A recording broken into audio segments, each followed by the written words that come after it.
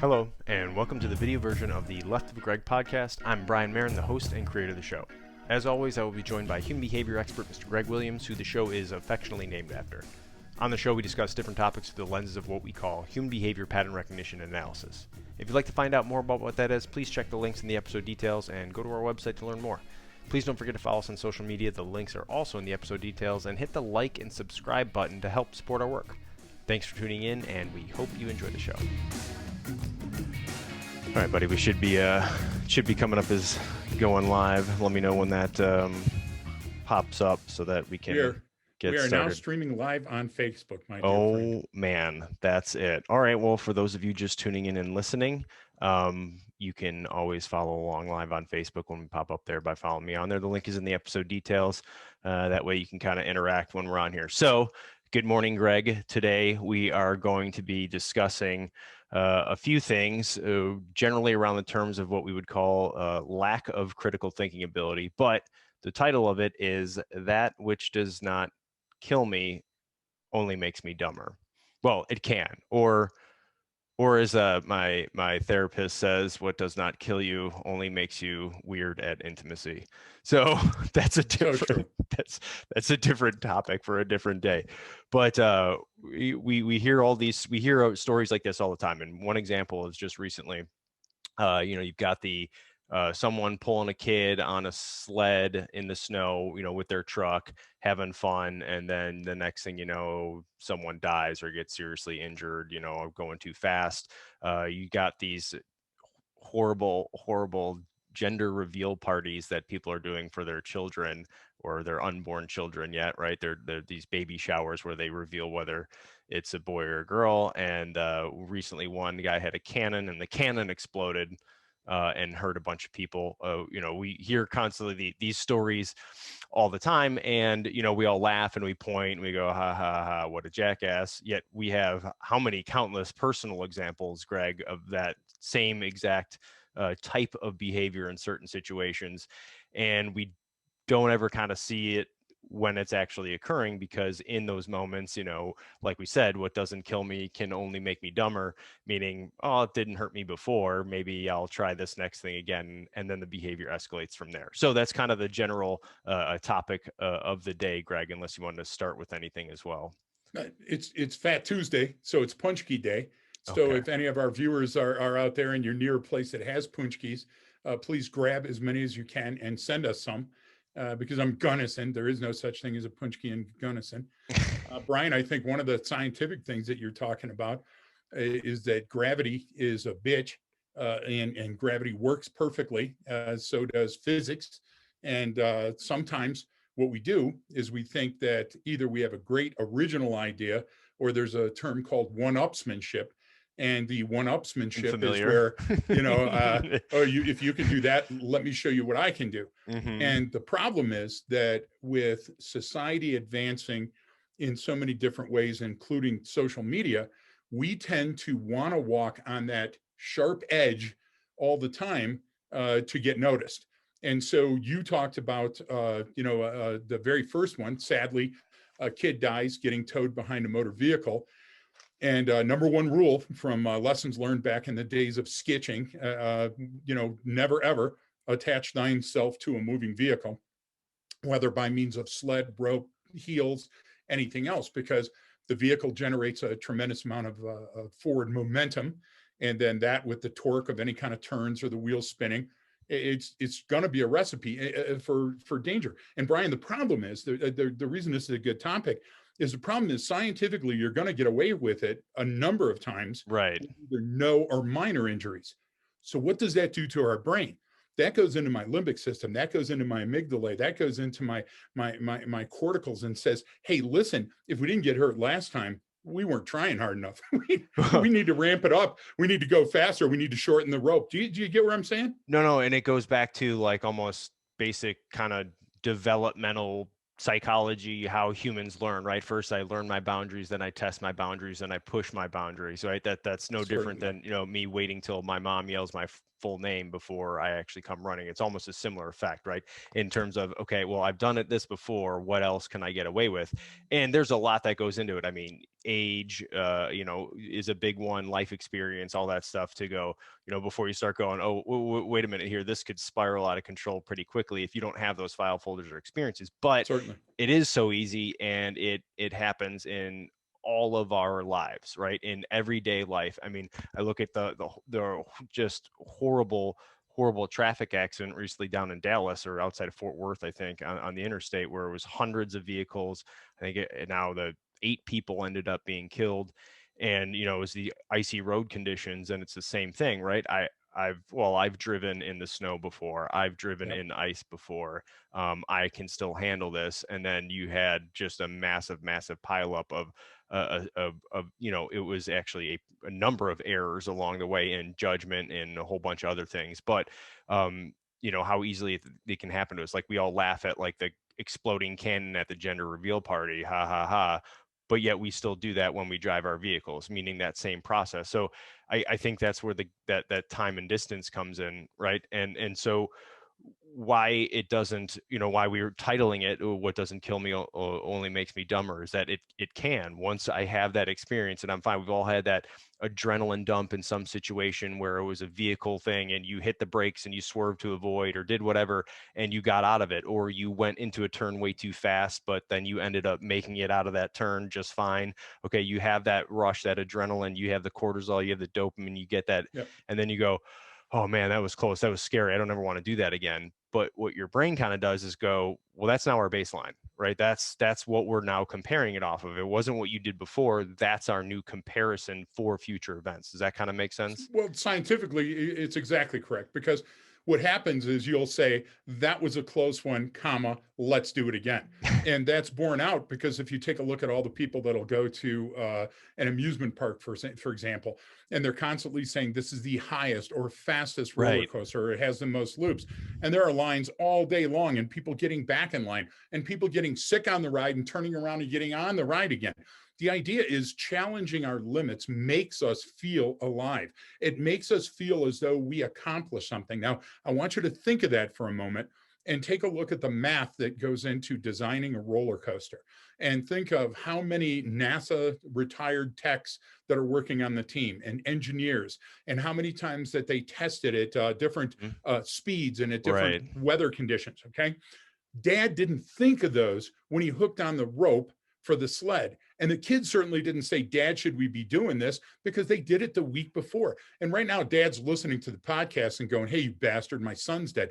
Yeah, I get it. But that's what critical thinking is about. Brian, let's take that cannon, for Okay. example. Yeah. Okay. Yeah. Of all the injuries that are happening in and around your garage and around your house, number one, I haven't checked this, folks, so fact check it on your own. Number one has got to be fuel or gasoline related, because people use gasoline for many things. They use gasoline to clean off paint, or to wash their brushes, or to get a stain off the driveway, or they overspill when they're reloading, their push lawnmower. And those things are dangerous, Brian. We don't think about that. And then all of a sudden, the one spark, or we're smoking, or we, hit something, and friction creates a rock, creating a spark. And then the next thing you know, we're on fire, or the fumes get too heavy and we can't breathe, or the fumes go across to our water tank. Those accidents happen every day. And the idea is that you got to take a look at something like a safety warning label. If something took the time to put a safety warning label on it, you should take the time to read it. And I know people are going, yeah, but that's not living spontaneously. Yeah, well, when you live spontaneously, you have to reap the whirlwind sometime. And so Yeah. don't call me, you know what I'm saying, if there was a death in the family, and say, hey, this was preventable. Brian, that's what Texas was.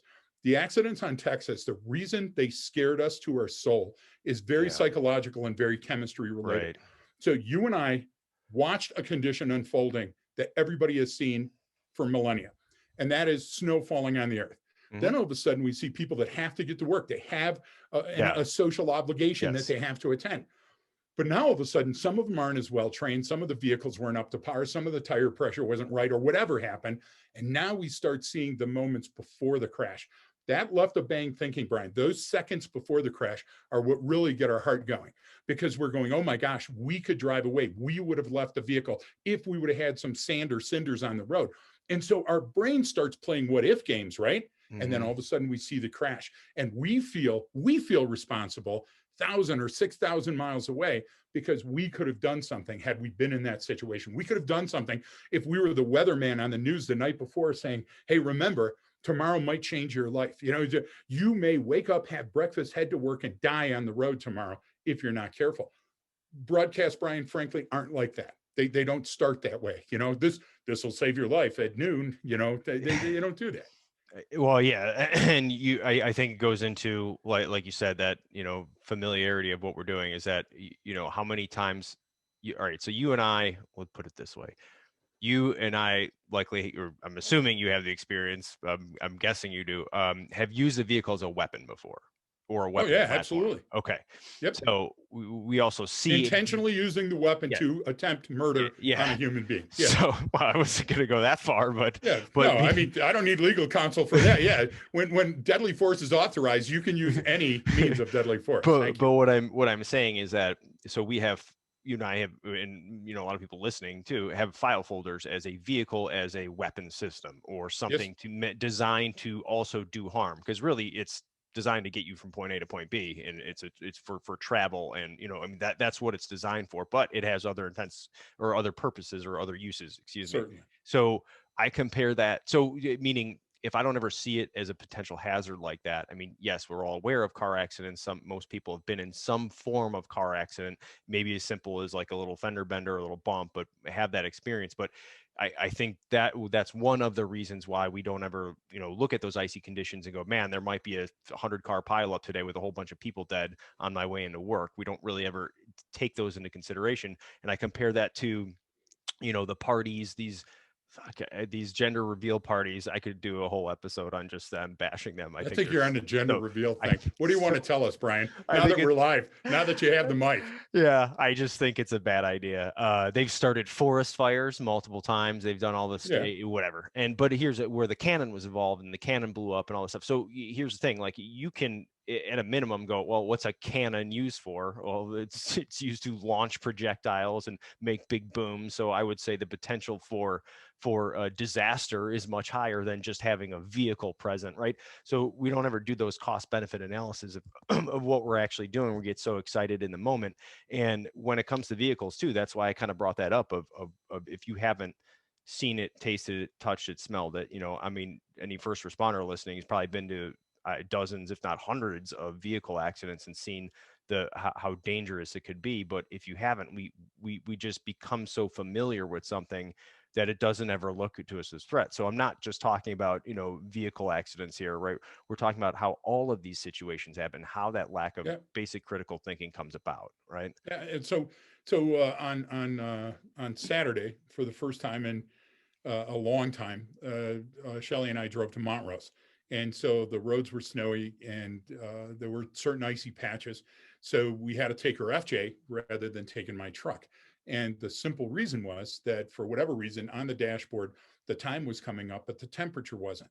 And so it was a quick fix. When we got home, she read through the manual, which I should have started at, right? Yeah. Because it's Shelley, and said, "Oh, here's start this tapping button," on it for a little bit. Yeah, me, buttons. looking at. Well, what happened is I had taken my vehicle in, and I had them install these tire pressure sensors, because I'm very sensitive about stuff like brakes and tires, and now the temperature. You have to be up in the mountains there, especially in the winter. Yeah. And so people are going, well, why did you worry so much about the temperature?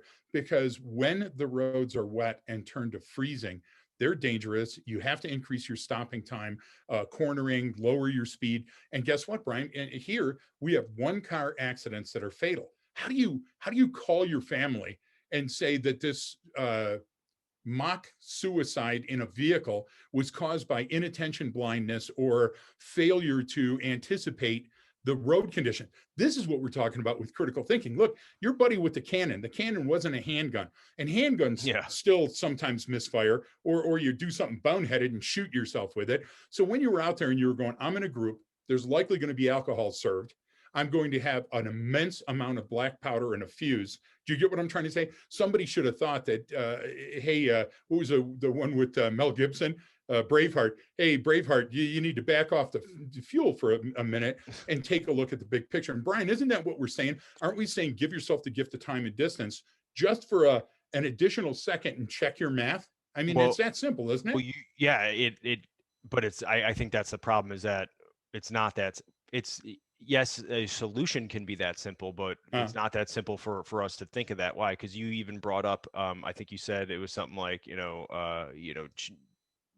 challenges, or, something about us wanting to challenge that, oh yeah, pushing our boundaries, stuff like that. But because that's also, I mean, if you think about it, that's like an evolutionary imperative, right? Or how we've progressed as a species and as a society and with everything that we do, right? Someone's always pushing or challenging the boundaries of whatever that limit is, whether that's certainly. human performance or that's me making a better phone, or, whatever that is. Like, that's where you reap rewards. That's where humans, hey, I was the one who went out in the cave and I found this amazing place and now it's mine. I reap the benefits of that. That's what we kind of, we we we appreciate that as a human species, right? We like it when people do that. And this is kind of where it's almost a biological imperative, meaning it's inside of us all the time, where we have to push that a little bit for a lot of people. And then that's what ends up leading. That's what can lead to these disasters, right? Does that I, does I that make sense to describe it that way though? it's totally true.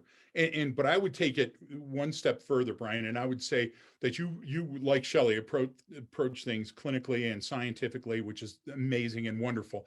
But I also am a street guy, and I take a look at simple examples to street it up for our viewers or listeners. So Shelley and I owned the ranch for 13 years, and we had horses of all sizes, shapes, colors, and these weren't nose to tail trail horses. These were horses where you had to get up and ride them. And Mm-hmm. we were in the Colorado Rocky Mountains, so named because of the rocks. There was not no Verlin Rocky that they were named after, And so when a person would come, they would say, well, listen, and this is advanced party stuff. We used to do it on a thing called the telephone. There wasn't emails back then. And the people would call us at the ranch on our rotary phone and say, hey, listen, what should I The pack for my party kid? line. What don't I have? And in simple things, Brian, one, when you're at altitude, you have to drink more water because you get dehydrated quicker and you'll get nauseated and you'll get high altitude sickness if you're not careful. Number two, the sun is beating down on you much more than you ever imagined sun could beat down on you because you're closer to it. So bring some SPF, and it's got to be the highest number that they sell. Literally, I want you coming looking like grandpa on the Munsters, with your skin all blacked out. Then the third thing, Brian, is a helmet. If you hold your hand up and say, this is the withers on a horse, and you fall from that height and you hit your head on the rocks from the Rocky Mountains, your kid might be paralyzed or die. And the people go, yeah, but that's not what I envision. I watched Spin and Marty on the Disney Channel. That's an old one for our viewers. Or No I idea what watched that some is. Brokeback Mountain, Brian's favorite. We watched some kind of Wow. episode. Well, Wow. you saw it from the perspective of the horse on Family Guy. I did. You think about it and think of that horse, Brian, and that horse is moving forward. So that horse, if it's going to trot or it's going to canter or it's going to lope, whatever it's going to do, if you fall, again, we're just back to math. So why would we invest stuff in what are the things called on a bicycle? It's been so long. The little safety wheels, you know what I'm saying, that they would put on the back of a bicycle. You kids ride Training bicycles wheels. now? Yeah, training Training wheels. wheels. You know what I'm saying? Why would they invest in training wheels, training bra, training anything if you weren't going to have a challenge sooner or later in your life, right? That they were trying to prepare you for. That's all I'm saying. I'm not trying to be facetious. I'm just saying, without feces, when you train to do something, you train so you don't get injured, right? Right. But so here's also the not issue, but everything you just mentioned, specifically like you said for the ranch, right? In that specific Yeah. situation, you literally said water, sunscreen, and a helmet. Like, these are Yes, not like, but that's what I'm saying. It's almost, I think sometimes people find it like it's too simple. It's like, no, I we get need it. more There's a study. joke here Like, somewhere, you right? know what I mean? No, because like you're like, wait, that prevents. I mean, we've talked about it before, where we've had, especially when I would call it more of our one-on-one personal training type stuff that we've done with folks before in the past and Yeah. clients, when they're like, well, you're talking about like air pressure, my tires, and you're talking about, yeah, making sure I'm filled up with gas. I don't ever let it go Yep. below a half tank or three-quarter tank, whatever you want to do. Every day you fill it up. I don't know, something. There's these things, and like they're expecting some like high-speed ninja thing that you're work. It's like, no, this is how you prevent things. You just said water, sunscreen, and helmet. And people are like Yep. sitting there with the notepad going like, no, like tell me what Right. how What's do that I do secret ingredient? What's he it? not telling us? Right. And that's no, and I think it's a good point. That's why I'm like laughing at it, because it's like you Yep. just gave the three basic things that will get you out of, like, if I had these three things on me throughout every point in my life, I would I would have a lot Yep. less head injuries. I would have, Right. my skin wouldn't be leather, and I wouldn't have all the brain damage from being No, dehydrated you're anymore. exactly No, right. I If mean, you but add iPro to that list yeah. and have a good pair of gardening gloves around, right? I mean, think about it. It really is that simple when you're thinking about it, Brian. No, it is. And then someone, Lisa in the comments, following along on Facebook, they were like, "Do you think it's hormones that get released and addiction? People aren't aware of this." Like that. That's all true. Like Yes. that's why when I brought it up, that's a great point to hit on, because when I brought up, like, especially, I've done it before in different episodes talking about, especially with mental health stuff, but like, hey, I hit that corner going 45 and I was supposed to be doing 25, but I made it and I'm fine, and I pulled out of it just okay. Like, now that's, man, that rush I get, I want more of that, for a lot of people too, and even just for more so for guys, because it's testosterone, more aggressive, all that stuff definitely plays into it. That is a major factor in a lot of this stuff too. And for that viewer, caller, writer, male or female that wrote in, one, spot on. Two, I want you to think of something very simple and do the research. Go do your homework.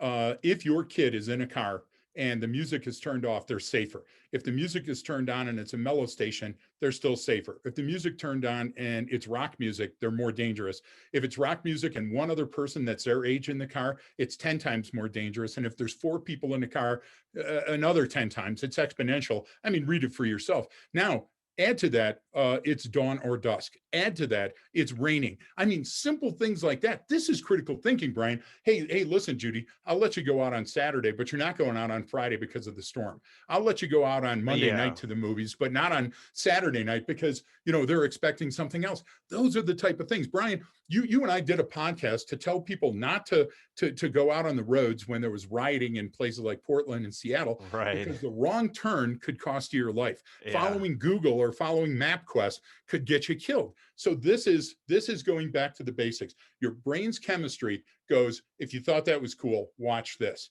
And the brain's chemistry is thinking, breed, breed, breed. I want these people to be my friends. I want them to be my tribe. Yeah. So I will do these goofy things, these, dress like a peacock and act in a stupid manner to be noticed, because I feel that I need to do that to get that person's attention, because I want to breed with them or mate with them or live with them. And I know people are going, oh, that's overly simplified. Yeah, look at the obituaries and then call me back. Well, it's That's what we're that. talking about. Well, that's the thing, is like it is that simple. I mean, It's that simple.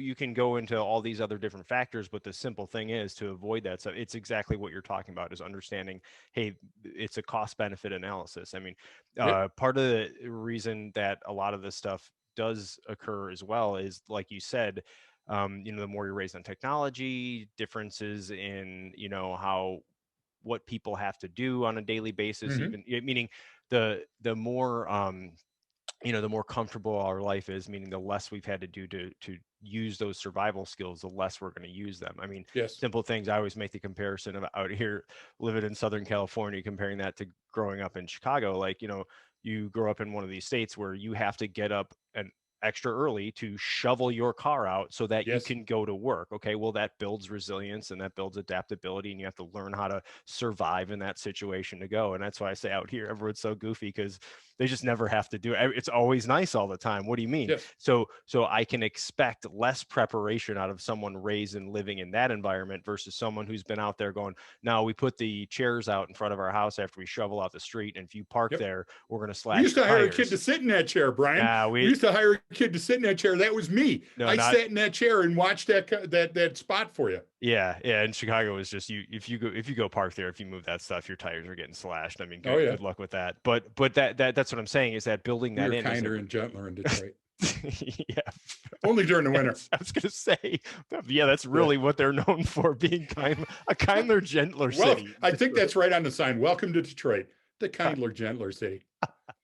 More like good luck, MFers. Like that's That's what the great. sign would say. No, but that's totally true. But look, listen, when the stakes are higher, Brian, the Yeah. losses are higher. So remember back in the day when we were doing early IED stuff for people, and we were saying, hey, listen, every foot counts.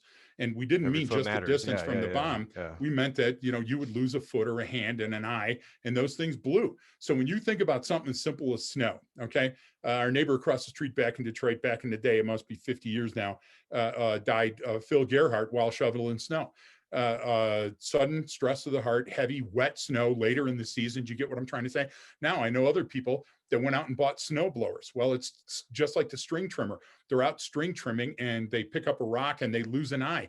We advance in technology, but we never seem to adjust the threat level posed by new things. And you said it with that heavy car. Listen, Yeah. you don't have to go out and to intend to ram somebody with the car or to run them over to kill them because they're shooting on a schedule.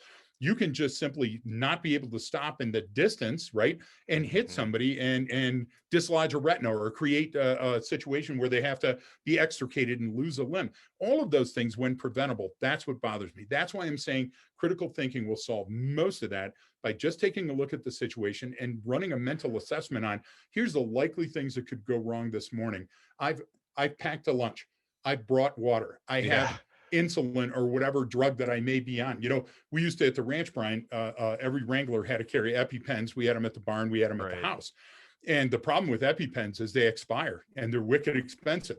And so you had to justify the expense that it was safer having them and throwing them away at the end of the year. Do you get what Yeah. I'm trying to And then say? not If you having didn't use them. them, then Yeah. not having them and have a horse or a human feel the pain and die.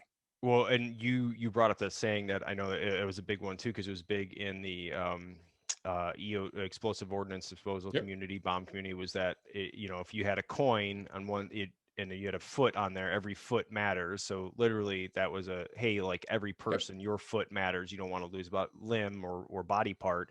And then the Yep. other side was no, literally the distance, every foot you're away from an explosion, your chances of survival drastically increase. I mean, Absolutely.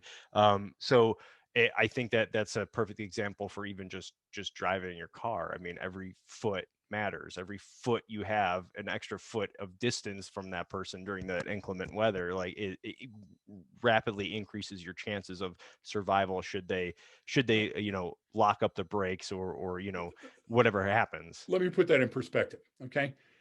In Warren, a long time ago now, kid got clipped, and the teenage kid, early teens, and got clipped, and they thought urban sniper, gunshot. What happened?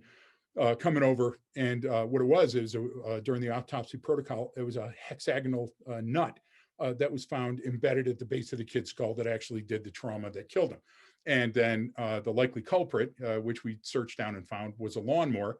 The maintenance on the lawnmower wasn't up to speed, and the lawnmower's rotors came around, hit that bolt that Oh came wow. apart, hit the hexagonal nut, Yeah, spun it at such a speed, over 900 feet per second, and it that's killed the enough. kid. Yeah. Now, how do you go back and say that the proximate cause was the lack of maintenance on your lawnmower and you Yeah. killed a neighbor? Okay, that blows, Brian. Nobody wants that. But these are the little things that you can do a little bit every day. Look, first of all, there's a show called Alaska Homes or something on TV. And when I'm looking for ancient aliens or news of the Hey, that's my Bigfoot, show. okay, yeah, I Ancient have to watch that, Aliens. right? And so what happens is the easiest market in the world has got to be Alaskan real estate, because people from the lower 48 go up there and they take a look and they go, oh my God, this is beautiful, great views and everything else. And then they walk them into the chemical toilet or the outhouse. And the guy goes, oh, no, no, you'll get used to it after this and that. And they go, yeah, but the house is so beautiful. Look at the views. Then they walk them into the next section. They say, you don't have water and you only have propane, heat, or diesel. And they go, oh, yeah, yeah, yeah.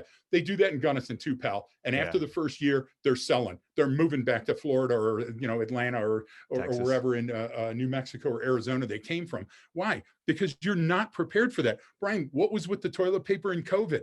Nobody wanted to think, oh my gosh, I am literally going to be using corn husk to wipe my ass.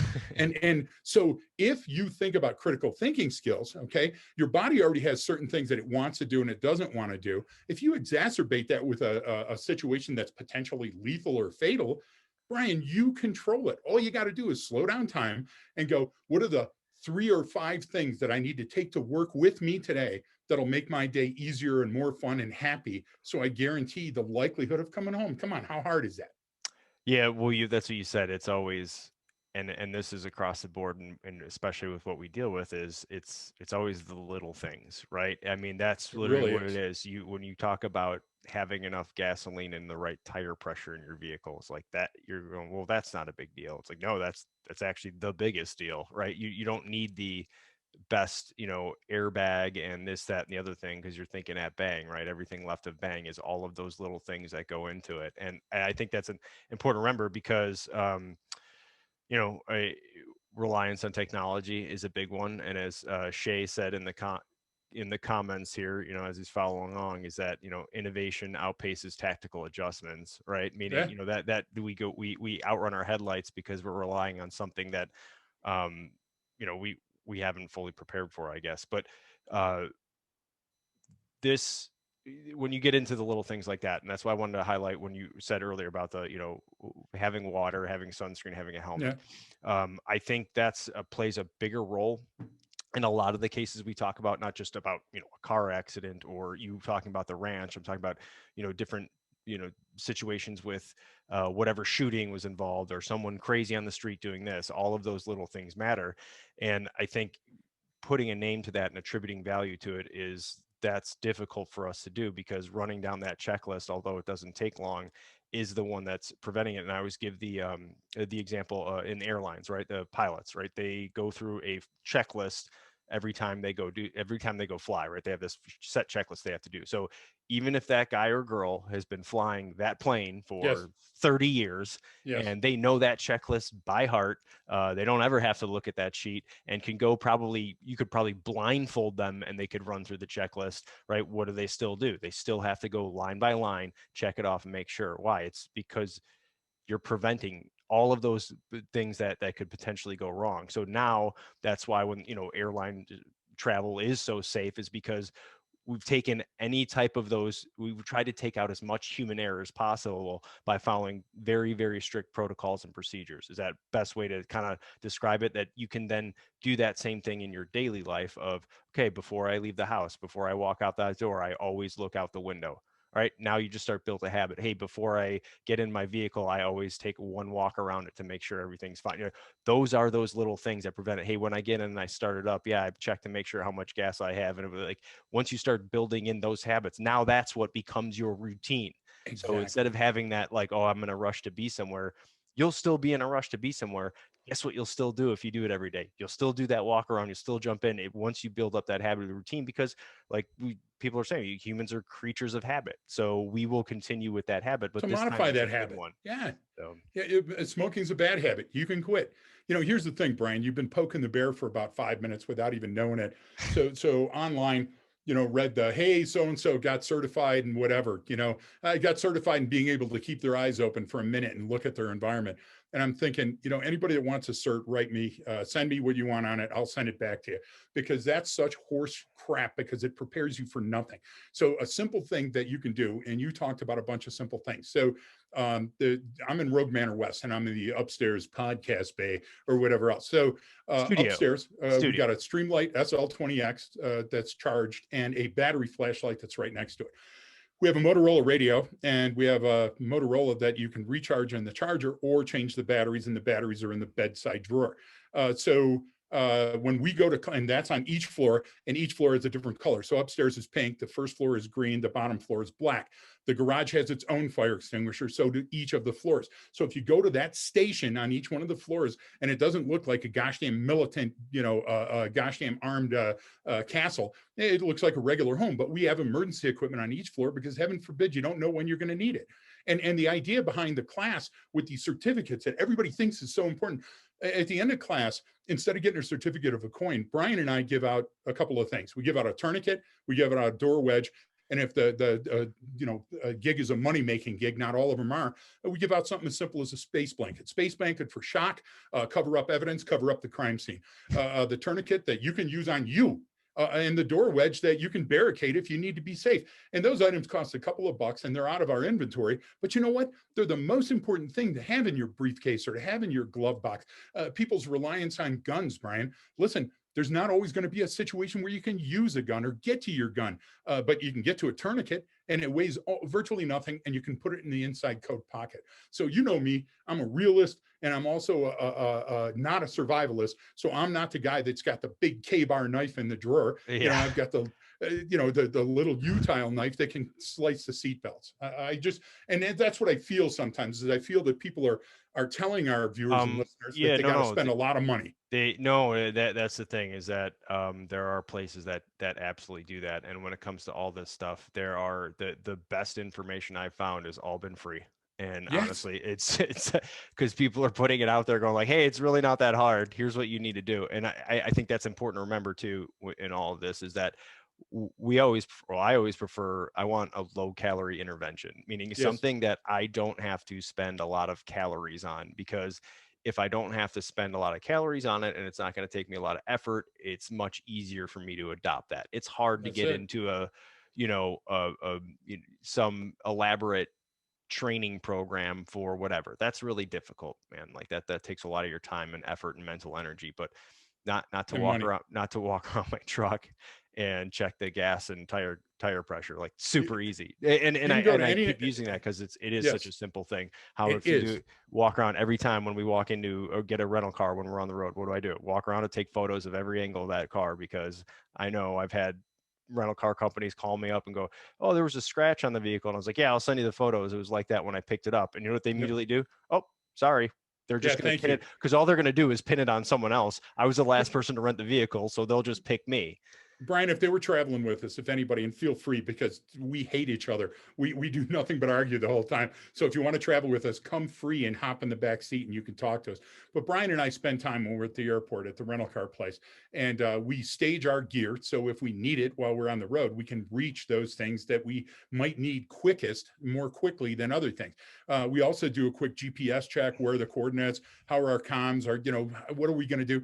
Those are things that take 2 or 3 minutes, and we do them so often that we don't even think about them. But Brian, those escalate or elevate or increase our odds of surviving a horrendous situation and not being surprised. I think the element of surprise is a dangerous thing. I think surprise, hello, happy birthday surprise. Yeah, that's good. I don't Surprise, like those bikini either. wax surprise. I've surprised people many times with that, including you. With a bikini With the bikini wax. wax. Yeah, I call it the Brazilian. But the idea is that there's other surprises, not so much fun, you know? Yeah, that's the idea, is to try and take away the element of surprise on ourselves and put it on someone else. I mean, that goes into exactly what we were talking about on our last episode of home field advantage, right? Sure. And about the element of surprise. That's when things go wrong, right? I mean, honestly, that's when it's something happens that I didn't immediately expect to happen, then I have no immediate response for it. So Yep. yes, I'm going to lock up my brakes on an icy road when that's the last thing I should do. I'm going Yep. to not, I mean, it is horrible as it is. I mean, I saw some of the video from that Texas crash too, and it was just, here comes a truck. There's already a pileup, and now this truck is still coming, and it's doing 40, 50 miles an hour, and just right into someone, launches a Petrified. vehicle into I mean, just absolutely brutal, because at how much time in there, he had no time. He had time to make a decision, didn't make a decision because was so overwhelmed by events that he just crashed right into the vehicle. And I'm just from watching what I saw happen and knowing about human reaction time, opining, right, that is what occurred. You're saying they didn't have much to do. I get it. But if they had a few extra seconds in there, or had realized all that, or had already been only doing 40 miles an hour prior to that, and now they're only coming in at 15 or 20, that still increases someone's chance of survival, So, right? so you're stopped in a vehicle at an accident scene or flares where they're stopping and diverting traffic. Your attention has to be your foot on the brake, being prepared to steer out of where you are.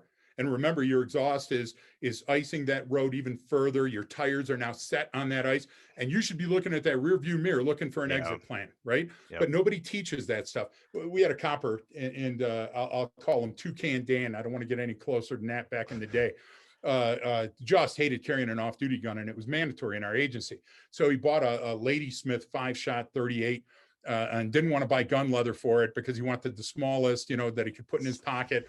And so put rubber bands on the little grip so he could put it in his blue jeans without a belt and it wouldn't slide down through his Oh my underwear, gosh. and wore flip flops and the tank top. And one day he's in a bank and he's just going to go up and cash a check and come out. And as he's in the bank, he feels the 38 sliding down his right pant leg. It gets down to his knee. He's trying to hang on to it, not trying to look too suspicious, keeps moving up in line.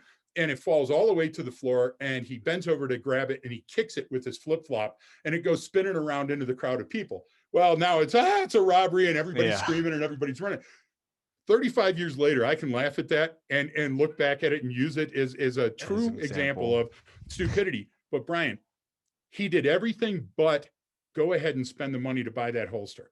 You get what I'm trying to say? Right. He did all these things to justify, the rubber bands will do this, and if I wear it with that and all that other, all that critical thinking. Brian, you know my talk about, hey, listen, if you can record it, you can prevent it. Yep. If you can record the incident, you Yep. can likely stop it. This is another one of those, Brian. This is another one where the timing of the event, if you slow time down and in the comfort of your immense chair at home, think of 3 or 4 spirals that could occur, you're going to be much.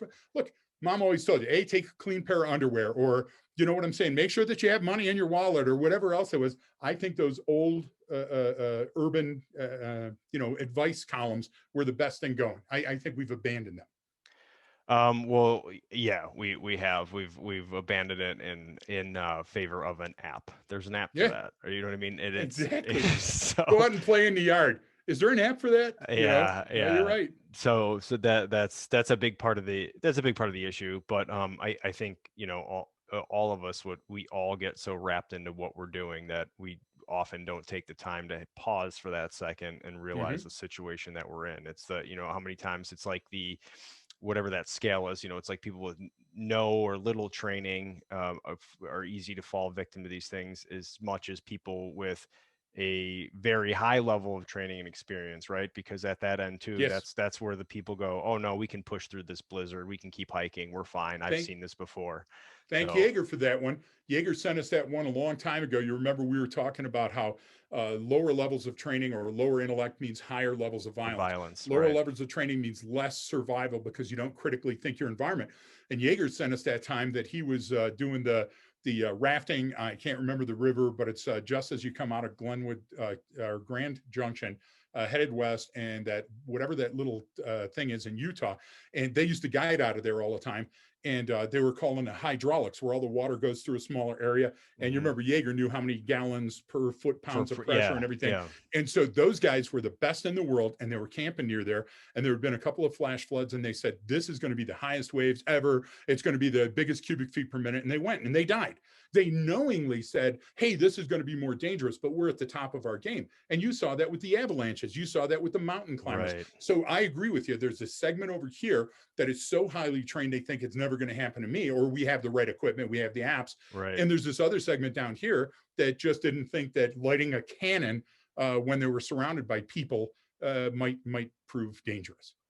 No, I think that's a good point to kind of bring it in for landing because Yeah, it's an important point to remember too, how we even so-called subject matter experts or whatever fall victim to this stuff too, based on their own, oh, hey, I've got this. And then people with little to no training, it's the exact opposite. They just don't yeah, even know the situation that we're in. And I think the big thing, remember, is I'm glad you brought it up, is the saying that every foot matters, right? it And certainly that does. can be used in so many different situations. And just in general of we talk about the gift of time and distance and having that second or quarter second or minute or day or month or year, however long you're trying to go back, or however far away you're trying to get from an event or something. But when you're trying to plan something out, but even just every foot matters. It's like, well, how close should I be to a vehicle? Every foot matters. The closer you are, I mean, really, it's your own life you're playing with here. So Yes. I think you got to take that seriously. And the other thing is to reiterate, it's the little things. It's always the little things. So whatever that is in that environment, whether you're talking about safety or you're talking about security or you're talking about just raising your children, it's the little things that matter, right? It Yep. really, really is. And so if you focus on those little everyday things that you need to stay planned and organized, how many times, Greg, that's what ends up that's what ends up saving you. That's what ends up working, because that's what it is. It's like your buddy with the revolver rolling down his leg. Like, dude, Yep. you didn't take the time to put it in a holster Yep. and wear that correctly. Like, what did you think was going to happen? I mean, And you know what? The 17 times before, Brian, that he was in yeah, the bank the same way, it never happened. it never And that's happened. how we die. That's exactly what they put on our tombstone. Exactly. Well, it's what doesn't kill you only makes you dumber, or bad at intimacy, or whatever. Right? There's Yeah. a million Well, it others, comes down to but it can't. tombstones. I remember at Yeah, the I was ranch, just we were saying. doing some risky stuff, and I was still going in and out of Iraq at the time, and then just started Afghanistan. And I told Shelly, I said, I said, when I want to, the tombstone. And first she disabused me of that and says, oh, it's not going to be a tombstone. And I said, well, maybe the South Pasture will put one of those pyres like the Native Americans, and you can. And she goes, no, we're not going No. to smell your goat smelling ass for the next month. And I go, what about putting my corpse on one of the horses and just ride up into the wilderness? She goes, not one of my horses. Not one of my So horses. I've No. resigned myself to the fact that I've got to live as long as possible. And when I die, just go behind the shed and find a place to sit, because that's about what I'm relegated to.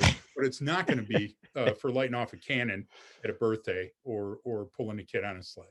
Okay. Yeah, I think that's a good way to look at it. How do you want to go out? Is That's this a it. way? Is this You a way sometimes get to choose, and you old age is not a you bad option. you actually a lot of times do get to choose, hey, is this the way I want to, if this goes bad, is this how I want to be remembered? That's always a good one. That can get you to change your mind on a few things. Exactly. Like, yeah, maybe I'll walk out of this place I'm in right now. Exactly. All right. Especially when you're talking about like prison wallet Yeah, emergency room visits, because there's a exactly. whole episode. No, we could go into detail about yours, but don't forget to follow us on social media, everyone. We'll check out our Patreon. We're adding more onto there. It helps support the show. We appreciate all of our new followers and listeners. If you enjoy it, tell your friends about it. Go hit the reviews if you like it. Give us some star ratings. That would be great. And don't forget that training changes behavior.